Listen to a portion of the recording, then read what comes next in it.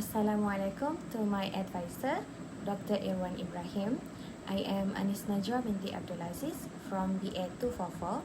In this video, I will present about my internship program which was done at Malaysian Cocoa Board. First of all, I will tell you a little bit about the company background. Malaysian Cocoa Board was established in 1970s and it is a federal statutory organization under Ministry of Planting Industry.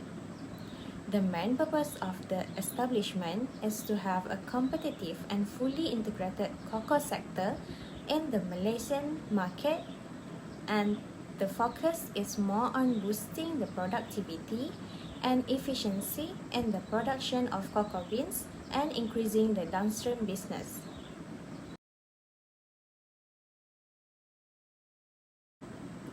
Next, the vision of Malaysian Cocoa Board is to become the world-renowned, reputable and leading institution for sustainable development of the cocoa industry. While for the mission, they aim to ensure an integrated and competitive growth of cocoa industry through innovative research and development.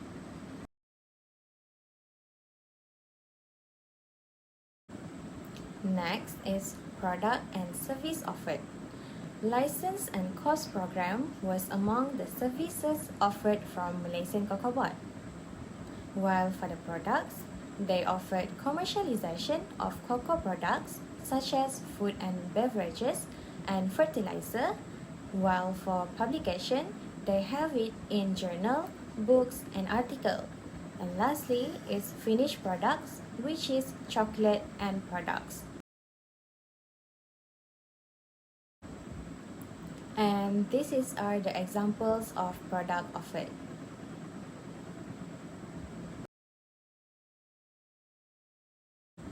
Next is tasks and responsibilities. For the past 6 months, I was assigned to handle the staff's file and assist with retirement affairs. Not to forget with some side project that I have done, such preparing video presentation for an event. For the training reflection, I must say that this internship program has helped me a lot to boost and enhance my skills and knowledge, especially in communication skills, multitasking, and help in my confidence and self-belief.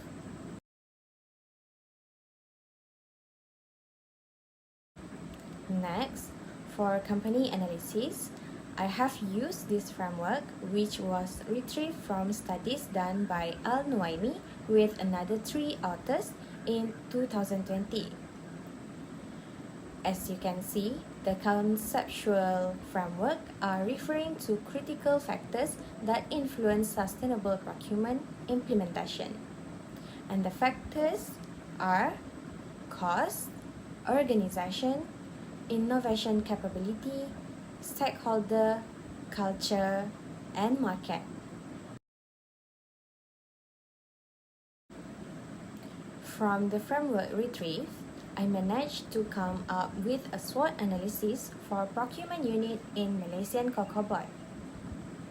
For the strength, this unit has highly skilled and certified workers, which will help them to work efficiently and effectively.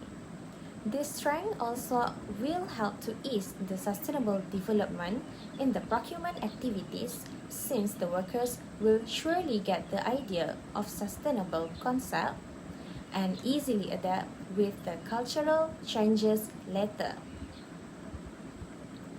They also have a good flow of work, which was guided by the organization policies and government policies. This shows how important is organization action in ensure the smoothness of the workflow in an organization. For the weaknesses, this whole organization are using paper-driven technologies as their main way to keep data and information, which was risky because they could lose the data if any uncertainties even happen. And this also shows how minimal is the sustainable implementation in this unit, as the organization does not encourage the workers to implement the minimal practices such as the 3R program, which could help to reduce the paper waste.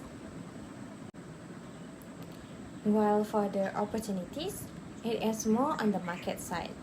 Since Malaysian Cocoa Board's procurement unit always engage with suppliers to get the materials and goods for the company, this can be a big opportunities for them to leverage the suppliers' capabilities, innovation to help them with the sustainable development. Besides, they also can partnering with the suppliers and came up with their own integrated technology solution that could work on the sustainable development. Lastly, for the trade, it has to do with the cost, which mentioned in the framework studies, cost was the most critical factors that influence the sustainable development because it believed to be more expensive than a conventional procurement. Hence, it is a threat to the Malaysian Cocoa Board's procurement unit since most of the funding are from government and they already having the budget gap issues where they need to restrict some of their procurement costs due to the short of budget. Besides, stakeholders' involvement also can be threat to the sustainable development in the procurement unit since the stakeholders plays a vital role in influencing on project. With that, the stakeholders may encourage the sustainable development by providing awareness through their demand.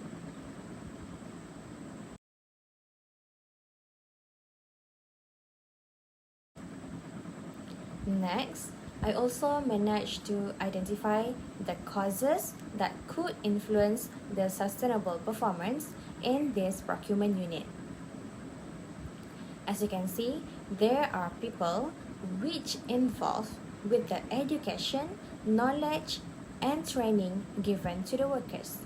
Next, we have organizational capital resources as a factor, which involve with the supply chain management and partnering with suppliers. Then, material and equipment.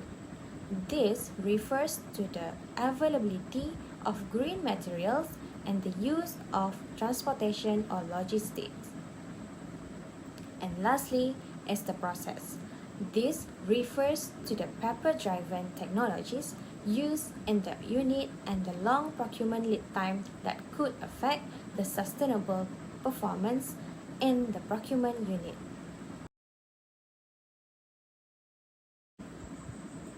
As for that, I have made some recommendation to help the procurement unit to boost their sustainable performance. First, top-level management responsibilities, which widely known for monitoring and controlling the organization performance and the business flow. Hence, they shall approach the organization procurement with provides essential leadership with sustainable element. Next is training. According to Arago and Jabor in 2017, environmental or green training can help the business to improve. With a proper training, the workers can improve their awareness and understanding on sustainable issues and help them to become more efficient in doing their job.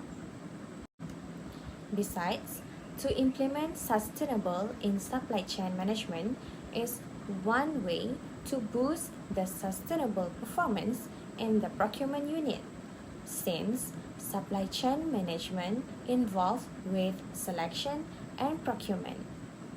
For example, the supply chain management can be more concerned on sustainable element in selecting suppliers or materials.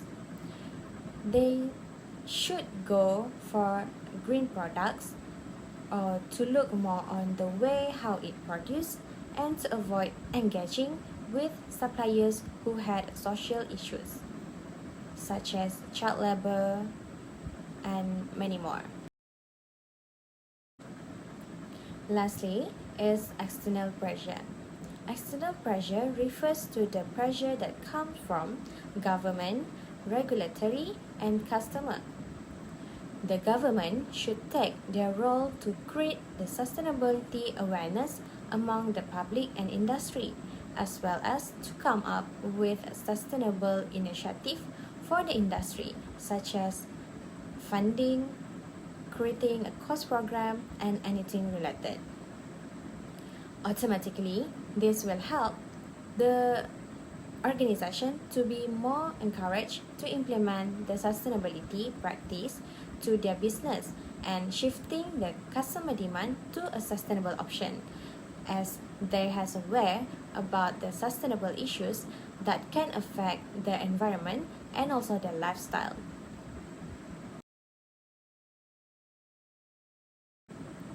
Lastly, to conclude this presentation, there are many factors that could influence the sustainable development in procurement unit, and it requires many parties, including the internal and external pressures, to have an effective one.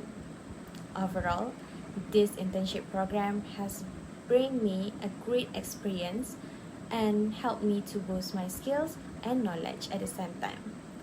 And that's all from me. Thank you.